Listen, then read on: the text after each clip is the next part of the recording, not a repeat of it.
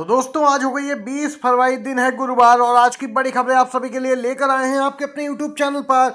एक एक करके सभी बड़ी खबरों को जानेंगे। तो दोस्तों खबरों की तरफ चलने से पहले एक रिक्वेस्ट भी है आपसे कि आप चैनल पर नए हैं सब्सक्राइब कीजिएगा, जिससे कि हमेशा ही बड़ी खबरें आप तक पहले पहुंचती रहें। जी हाँ दोस्तों, इस समय की ताजा बिग ब्रेकिंग न्यूज आ रही है।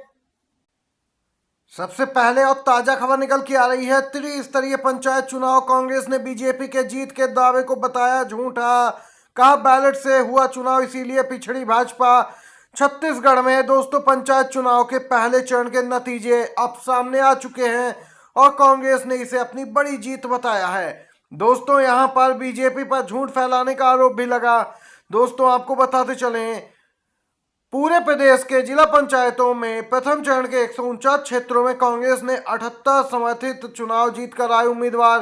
दोस्तों आपको बताते चलें, बीजेपी के मात्र 66 सदस्य ही चुनाव जीत पाए।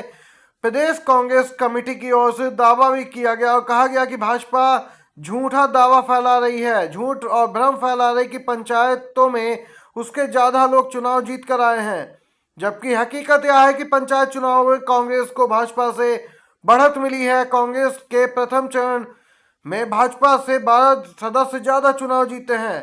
दोस्तों देख सकते हैं बीजेपी यहां पर बेईमानी करके और यहां पर शासन और प्रशासन का दुरुपयोग करके चुनाव जीतना चाहती थी, लेकिन बैलेट पेपर ने असलियत सामने लाकर रख दी और बीजेपी को तगड़ा झटका छत्तीसगढ़ में लगा है। निर्वाचन आयुक्तों की नियुक्ति मामले पर फिर सुनवाई टल गई। अब उठ रहा है सवाल कि आखिर सुप्रीम कोर्ट ने क्यों टाली है सुनवाई। सुप्रीम कोर्ट ने होली बाद सूचीबद्ध करने का संकेत दिया।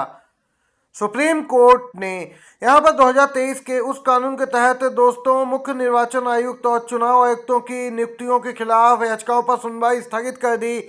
न्यायमूर्ति सूर्यकांत और एन कोटेश्वर सिंह की पीठ ने संकेत दिया कि समय की कमी के कारण मामले को होली त्योहार की छुट्टी के बाद सूचीबद्ध किया जाएगा। जबकि दोस्तों इससे पहले सुप्रीम कोर्ट की ओर से यहां पर टिप्पणी भी आई थी कि प्राथमिकता के आधार पर इस मामले की सुनवाई होगी और जहां तक संभव हो फैसला दिया जाएगा, लेकिन दोस्तों यहां पर सुनवाई ही नहीं हुई।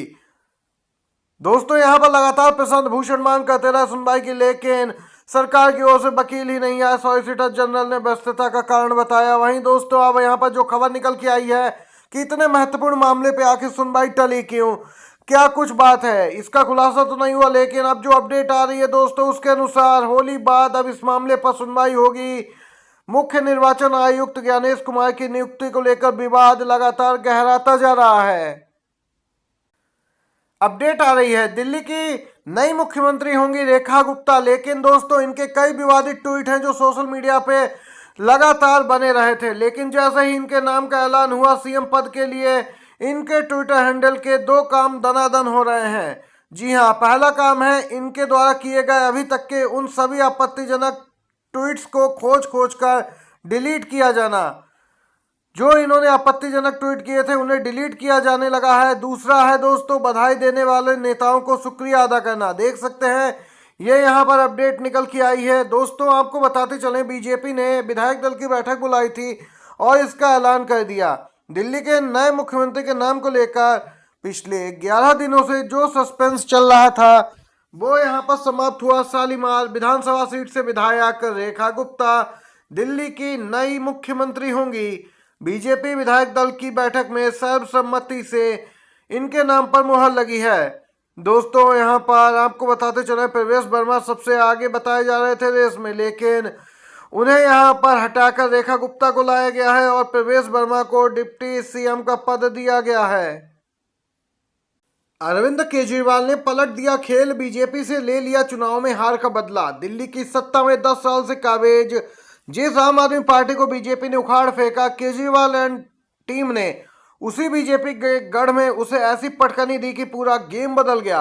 भले ही दिल्ली जैसे राज्य की सत्ता ना मिली हो, लेकिन बीजेपी के गढ़ गुजरात में केजरीवाल की ये जीत जख्म पर मरहम का काम जरूर करेगी। गुजरात के सलाय नगर पालिका चुनाव में आम आदमी पार्टी के 8 उम्मीदवारों ने बम्पर जीत हासिल की है, जबकि इससे पहले छत्तीसगढ़ में आप पार्टी ने बिलासपुर के बोदरी नगर पालिका पर विजय पताका फहराया। इस प्रकार कहें तो दोस्तों एक तरीके से आम आदमी पार्टी ने बीजेपी को गुजरात में उसके गृह राज्य में, यहाँ पीएम मोदी और अमित शाह के गृह राज्य में बड़ा झटका दिया है। दोस्तों इसी के साथ एक और खबर की ओर चलते हैं। कांग्रेस का कहना है कि चुनाव आयोग के कामकाज के तरीके से लोकतंत्र को खतरा है। विपक्षी दल अब इस विषय पर एकजुट दिख रहे हैं। जी हां दोस्तों, कांग्रेस ने मतदाता सूचियों में कथित गड़बड़ी और चुनाव आयुक्तों की नियुक्ति की वर्तमान प्रक्रिया को लेकर एक बड़ा आरोप लगा दिया कि निर्वाचन आयोग के कामकाज के तरीके से देश के लोकतंत्र के लिए गंभीर खतरा उत्पन्न हो गया है। पार्टी महासचिव जयराम रमेश ने यह भी कहा कि इस विषय पर सभी विपक्षी दल तो एकजुट हैं और संसद के वर्तमान सत्र में इन दलों का सामूहिक रुख देखने को मिला। दोस्तों, चुनाव आयुक्तों की नियुक्ति को लेकर विवाद गहराता जा रहा है। सीधे तौर पर चुनाव आयोग का सारा कामकाज तो चुनाव आयुक्त देखते हैं और जब वही सरकार के पक्ष में अगर हुए तो चुनाव आयोग की निष्पक्षता किस काम की और उसका कामकाज का तरीका लोकतंत्र के लिए सीधे खतरा उत्पन्न करता है। दोस्तों, आप लोग कांग्रेस नेता की बात से सहमत हैं तो एक लाइक वीडियो को करके समर्थन भी दर्ज करवाइएगा। ये थी इस समय की सभी बड़ी खबरें, मुख्य समाचार। वीडियो अच्छा लगा हो एक लाइक भी जरूर कीजिएगा। दोस्तों, आप सभी का धन्यवाद।